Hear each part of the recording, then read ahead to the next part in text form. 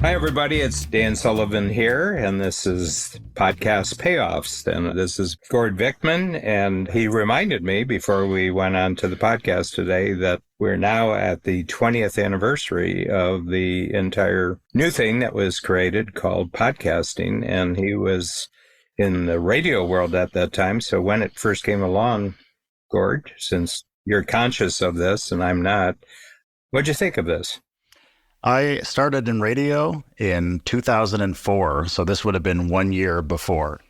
So the first podcast was published via RSS, Real Simple Syndication. So just for a little 5-second background, RSS is a little piece of software that basically crawls around and finds the things that you tell it to find. That's how people get podcasts. So if you're listening to this on Apple or Spotify or Overcast or Stitcher or wherever, you have instructed the podcast player to go and find this podcast if you follow us and this show and the other ones as well. The RSS will crawl and find what you're looking for and it will provide it to you. It was started for blogs. So interestingly, it was July 9th, 2003. So we had multimedia journalist Dave Weiner. Hope I'm pronouncing that right. Dave Weiner. It's an interesting name for a podcast host. Depends on how it's spelled. Yes. W-I-N-E-R. Dave Weiner and Chris Lydon discussed the exciting new world of blogs on a podcast, and it was published on harvard.edu. And they made this piece of audio. It was just a little button at the top, and it was made available via RSS. So those who had an RSS reader would be able to go and acquire that automatically sent to their laptops or their desktops, more likely back then. It wouldn't be a telephone because, we're not even in the iPhone era yet. So this is universally considered the first podcast because it was the first piece of audio that could be crawled by an RSS feed. And now they all are. If you want to podcast them, you need to publish it, you need to find an audio host, and you need an RSS feed. That's how everybody will find you. So what did I think? So the year is 2004. I got my first job in radio. I'm in my very early 20s, and I have no idea what I'm doing.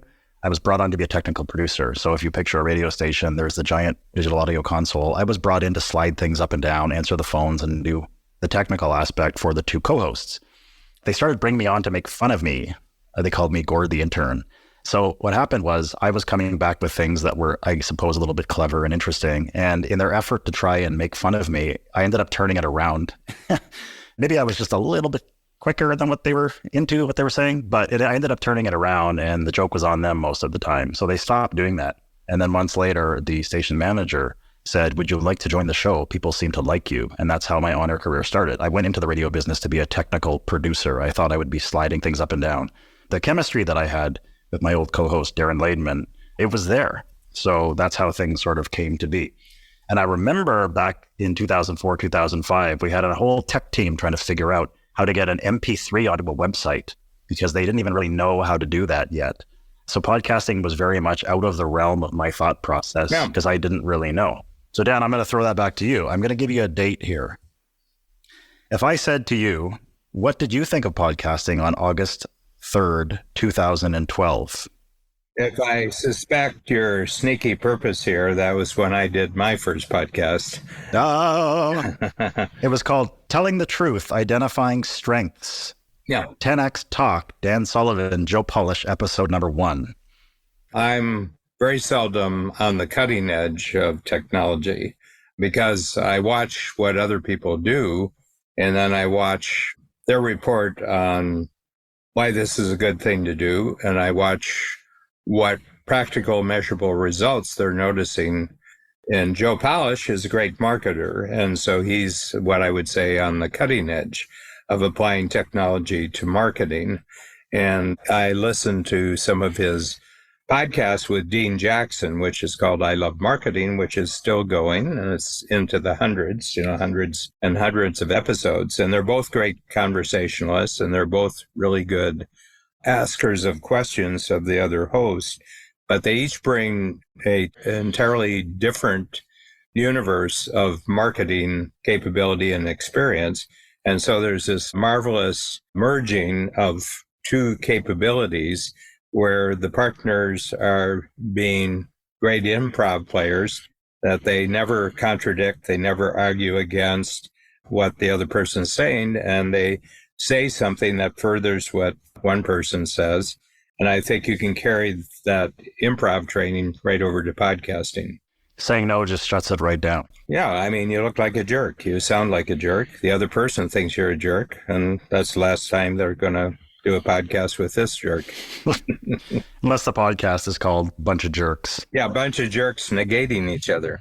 Not very interesting. But it's been a gradual thing, but I never really take on a new capability unless I plan to do it forever. So there's just a lot of stuff I don't get involved in. For example, I've never done social media.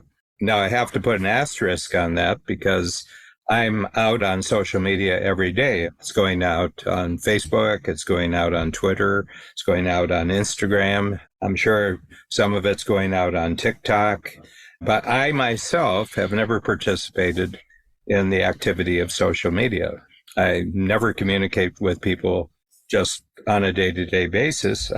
Quite frankly, I wouldn't know how to do it if you asked me to do it, And the reason is that I want to create new ideas and I want to get new ideas out to the world and attract an entrepreneurial audience that liking a whole bunch of ideas that are being given to them for free in podcasts are willing to investigate Strategic Coach, write a check, and join the Strategic Coach program. And that is my entire purpose for podcasting.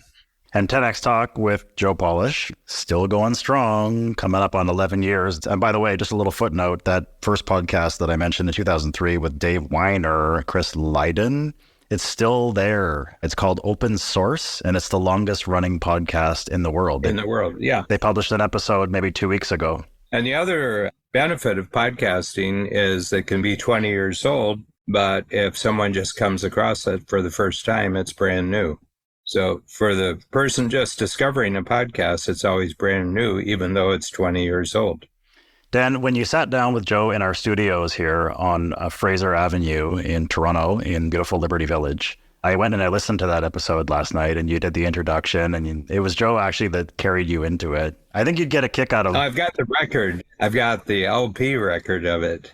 So I'll never hear it because I don't have any equipment right now, but if you were to have the digital copy of that and send it to me, I would certainly listen to it. I will. So thinking back to that day, I'm sure you don't remember the minutia of what you guys discussed, but now you can sort of gauge where you've come from. So you've got a full decade of podcasting. 1,000 episodes, I would hazard a guess. Yeah, more than that. I think it's closer to 1,500. And each one is different, and you have shows with your partners, and each one serves a specific purpose. Was there anything that you can think of or identify that was surprising to you, or anything that you can identify that you've learned that you don't think you would have learned elsewhere had you not dove head first into the medium? Did you know that you were going to enjoy it as much as you have enjoyed it when you sat down with Joe in the studio here in the basement? No, I was scared. And I have been a live speaker. I've given speeches, I've given presentations, probably 1,000 of those in my entrepreneurial career. It took me just a bit of time to understand that this was different from live speeches because everybody who was in the audience was there for another reason, and I was just a part of the entertainment, if you will, and hopefully it was entertaining or useful, but that wasn't the reason why they were in the audience. But with podcasting, everybody who's listening to you made a choice that they want to listen to you, that they want to hear what you have to say. They want to hear how the conversation goes. So the podcast audience is the friendliest, most supportive audience in the entire world in any form of communication. Yeah, because they're all there because they want to be. I mean, you have the case of irate listeners in the radio world, and they want to argue with you. I never find with podcasts, people who listen to my podcast, they say, I listened to what you said and I thought about that and that was really useful. That's the kind of comment I get, You don't hear the clapping, but you hear the clapping and the appreciation that people give when they contact you. The other thing is strangers know your voice. And I had a situation about 4 months ago. I was in Arizona, and roughly 4 times during the trip, a stranger would come up to me and say, "You're Dan Sullivan, aren't you?" And I said, "Yes." And he says, "I know your voice." He says, "Your voice is in my head every single day.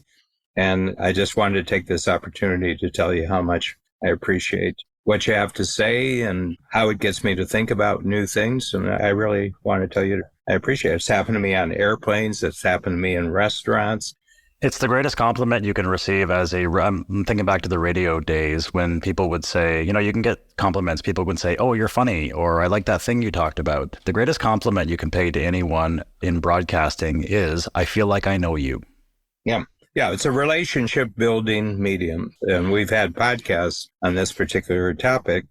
And I never try to sell anything on a podcast. My intent is not to sell anything. Let's have a daily relationship. Let's have an episodic relationship.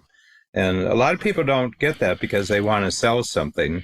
And I think that when people feel they're being pitched to on a podcast, I think they cut off the connection. Dan, let's give a little gift here for podcasters or those who think they might want to be starting. So pretend you're a chef in the kitchen and the recipe you're whipping up today is a great conversation for a podcast. So what are you stirring up in that pot? What makes a great conversation? What elements have to be in there working in harmony for two people to have an interesting, and the key word is compelling, because if you can't be funny, be compelling. If you can't be compelling and funny, then stop talking.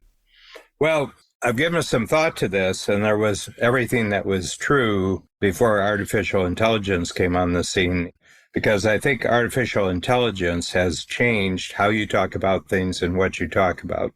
And I'm sure artificial intelligence is making its way into podcasting, and you're going to see all sorts of new AI-empowered capabilities for podcasting. But the thing that I would say, I think, well, number one, they're looking for a relationship that they can depend upon in the course of their weekly life going forward, that they can always count on two things. Number one, that they learn something new. And number two, they're entertained. So that's what I think you're doing. So if I'm a chef, one thing I want to do is to know I'm trying to create a relationship. And there's two things that people do, that they really learn about new foods that they like, and the food you're serving that day they really like. And if you can do those two things, you got yourself a long-term relationship. Dan, I made something up. I call it the pub creep test. The pub creep test is this. There are lots of people who have podcasts, and they feel that because they are sitting in a room that looks very official, it's a studio, they have a microphone, it's being recorded and published, somehow that the conversation now has gravitas because they're recording it. There's a microphone in front of me. Remove all that studio junk and ask yourself, if I'm sitting at a pub having this conversation with this person or this group of people, would anybody want to eavesdrop on this conversation from our pub table, whether they're interested or not? That's something that you can ask yourself and be honest with yourself. Would anybody want to eavesdrop on this conversation if they're overhearing it at the next table at a pub? Don't assume that because you have studio gear in front of you that what you're saying is automatically relevant and interesting and everyone has a duty to listen to you just because you published it. If it doesn't pass the pub creep test, then it's probably not an interesting conversation, and it's probably only interesting to you and the people you're sitting at the pub with right now. I think that's a really great one. We've gone casual as a result of COVID, the lockdowns during COVID. I notice going to restaurants after COVID, people are dressing down. And the reason is that they got used to dressing down during COVID, and they reworked what was really worth it in their life, and getting dressed up got eliminated. I have a closet full of suits and jackets that was pre-COVID that have not been worn since COVID. The only time I did it was where I was suing somebody and I had to show up for deposition. And my lawyer said, it would probably be appropriate for you to have a jacket and tie on. So I followed his rules. But looking back, I wouldn't do it again. I don't think it added anything to the value of my performance in deposition. As a matter of fact, if I hadn't been dressed up, I think I would have been more alert to what was going on. The second thing is, so as a result of COVID, I think everything's gone casual. So people like the sound of just ordinary, interesting conversations. They don't like prepared speeches. They don't like being talked at. So that's one thing, is that things have gone very casual. And I think the second thing, and this is as a result of AI, people are now making their conversations interesting. They're making their writing, they're making their interactions more interesting so that they don't sound like it was created by AI. And I guess podcasting would be that happy medium between a seafoam tuxedo and a Metallica t-shirt. Yeah. It's interesting people saying interesting things, and that's what I like to listen to. We don't like arguing because society has gone polar. It's gone polar. There's extremes there. And we don't mind discussing things, but we've taken a real dislike to people who are attacking each other. We've taken a real dislike to people being judged, people being their value as a human being questioned and everything like that. And we just don't want to have that kind of experience in our daily lives. It's very interesting. One of our clients is formerly one of the top hostage negotiators for the FBI 10, 15 years ago. It has been in some really, really hairy situations around the world and really, really dangerous places. But his training, one of the things he did for training was volunteer as a crisis center call-in. And what you have to do is just instantly communicate that you're someone they can trust. The reason why they commit suicide is because they feel isolated in a world where they can't trust anyone. So he said the first thing you have to do is create this relationship. And then the second thing he did, he spent hours after hours listening to recordings of late night jazz DJs. And this is from September 26th. This is 1967. It's Ahmad Jamal, and always a pleasure listening to Ahmad Jamal, and his drummer is so-and-so. And it's just this very slow, low, very intimate, syrupy voice. Okay. It's caramel. So he combined the crisis center, because the hostage taking situation is a crisis, especially for the person who's the hostage taker. The other thing is, this is Chris Voss, great thinker about this type of situation. But a whole team shows up, and they have psychiatrists there. They have veteran people who've done this before. And that doesn't go on forever. It's not they're on the phone 24 hours. It's just short bursts, when you check in, because they make a demand of some sort. But when he first starts, he says, I guess this day isn't turning out the way you wanted it, right? Yeah. So big thing there is we got to figure out what we're going to do together, as we go forward on this. The guy says, well, I want a car in an hour. I'm going to start killing hostages. And he says, a car? I don't know how to get a car. Can you give me any advice on how I can order a car up for you? I've never done that before, And the guy said, you don't know how to get, you're the FBI. He said, no, I'm just very, very low on the totem pole here. He says, I'm just, I got a job just to call you and see what's going on and see, what you're thinking about and everything.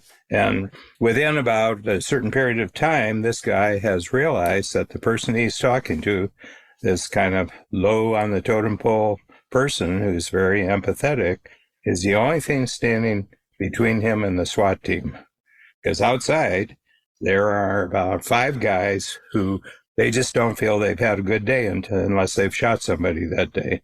So the big thing is, I think there's a lot to learn from that from the standpoint of podcasting.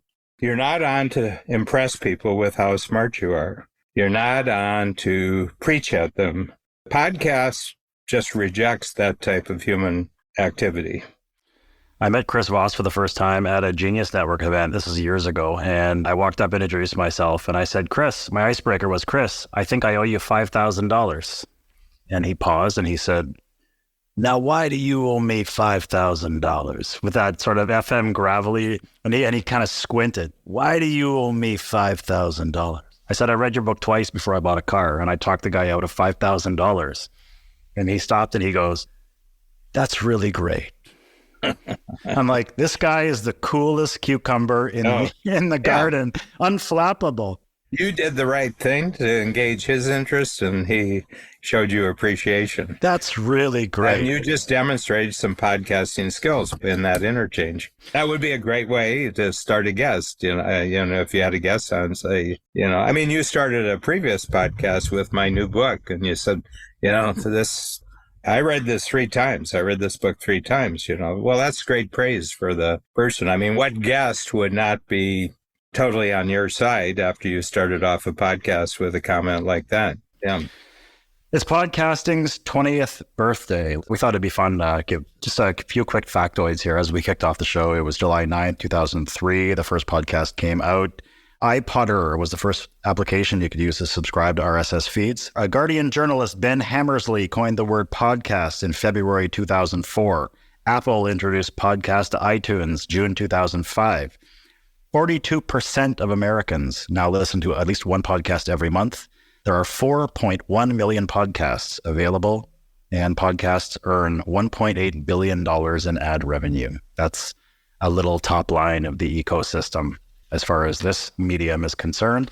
I know you don't like making bold predictions. I remember one of my favorite things you've ever said. We were at a table in Los Angeles for Peter Diamandis, his A360, and one of our team members, they were talking about flying cars. And so one of our team members turned to you and she was asking, blah, blah, blah. Would you think you'd have a flying car? You think it's going to be all about flying cars? Are you going to have a flying car?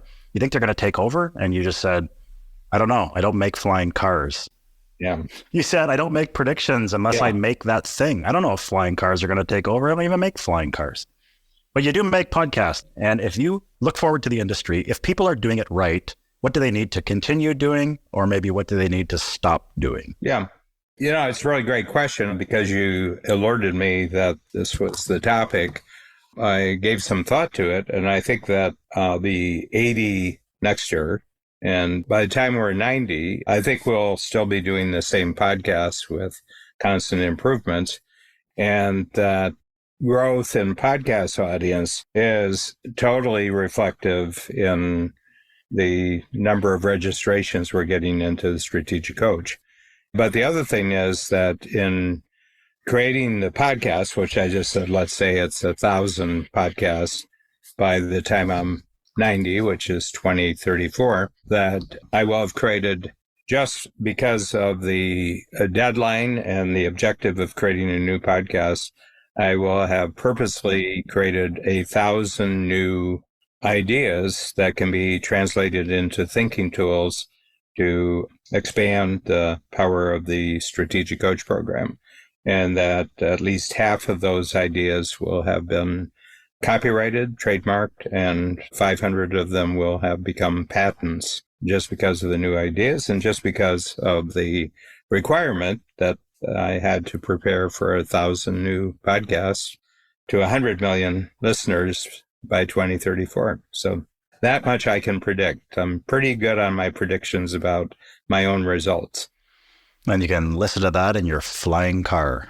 And at the same time, I think that there's going to be an incredible array of new technological improvements to podcasting over those. Agreed. Because that much I can always predict about anything is that there will be constant technological changes and constant exploration, constant experimenting, constantly find the technology will improve enormously and we will benefit.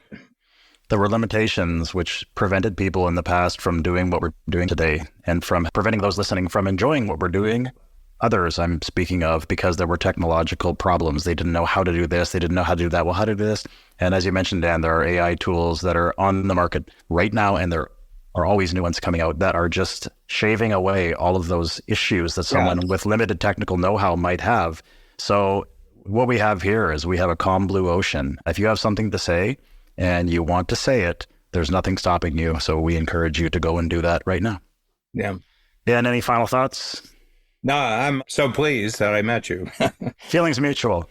It's like the end of the movie Casablanca, where Humphrey Bogart and the Claude Rains, he was the French police captain or police colonel, and he says, I think this is the start of a beautiful relationship. Podcast payoffs. We're glad you're with us today. Thank you so much for joining us. Podcasts are free, but they're not. You pay with your time. If you like this episode, share it with someone. Share it with 2, 3 people, 4 or 5 people, as many people as you think would benefit from this and gain value from it.